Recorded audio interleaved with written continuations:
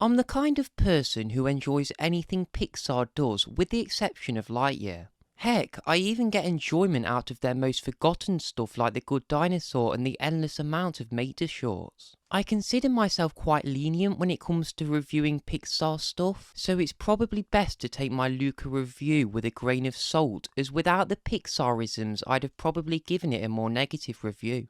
Something I had forgotten before the rewatch is the emotional layers we steer towards as the film comes to an end. I think the lead up to the Porto Rosso race is fairly boring for Pixar standards, but as we start leaning into the more heavy stuff like Alberto revealing himself as a sea monster, that's the kind of stuff that makes me go, hang on, I'm actually starting to kind of enjoy this film now.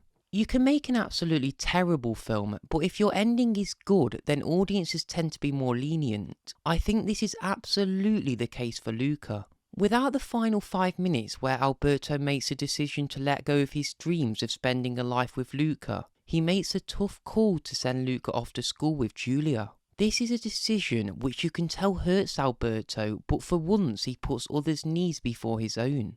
I can't really speak on how accurate Luca is to Italy because I've only visited once last year. From what I can gather though, it does seem pretty faithful to Italy. The actual town this is set in you can visit in real life. I don't really want to go into many negatives, as I think it's really a case of the film's premise just not captivating me. Therefore, I do consider Luca to be one of my least favourite Pixar films, but I'm glad it has its fair share of fans.